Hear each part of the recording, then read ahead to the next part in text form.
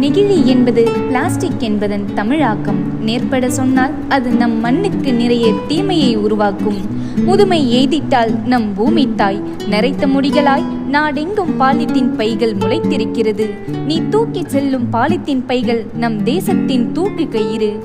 ஆய்வு சொல்லுகிறதப்பா, நெகிழி உபயோகித்தால் மீன்கள் முதல் மான்கள் வரை மாண்டு போகுமாம். ஈக்கள் முதல் பூக்கள் வரை மலடாகுமாம். அத்தனை நதியின் காம்புகளும் அதிவிரைவில் வற்றிவிடும். புத்தனை போல் வாழ்ந்தாலும் புற்றுநோய் மூற்றிவிடுமாம். தீவனமில்லா ஏழை கால்நடைகள் தினம் தின்று மடிகிறது பாலித்தீன் பைகளை. நெகிழி நம் தேசத்தின் வற்றா மாடுகளின் இரத்தத்தை உறிஞ்சும் ஒரு உண்ணி. கால்நடை இறப்புக்கும் சாக்கடை அடைப்புக்கும் காரணம் இந்த நெகிழி. சுகாதார கேடுக்கும் சூதரியா நாடுக்கும் இதுவே சகுனி. மூச்சு திணறுதப்பா பூமிக்கு. அவள் முந்தியில் பிறந்த சந்ததிகள். நாம் ஒரு முடிவெடுக்க வேண்டாமா? பெய்யும் மழையின்றி தவிக்கும் நமக்கு எதற்கப்பா பிளாஸ்டிக்?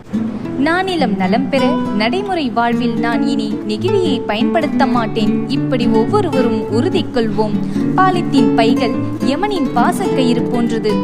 நாம் முற்றிலும் பிளாஸ்டிக்கை முடக்க வேண்டும். நாளை நம் குழந்தைகள் வாழ உலகம் வேண்டும். அதற்காக மரத்தில் பிறந்து மண்ணில் கலக்கும் காகிதப்பை, பச்சை போர்த்திய பரிசுப்பை, பிளாஸ்டிக்கை துறந்து பச்சை வழியை பின்பற்றும் பை, சுற்றுச்சூழலுக்கு நட்பு பை. நம்மால் முடியும் வாத்தோழா. காகித பையை பயன்படுத்துவோம். மண்ணையும் மக்களையும் காப்பாற்றுவோம். நன்றி, வணக்கம்.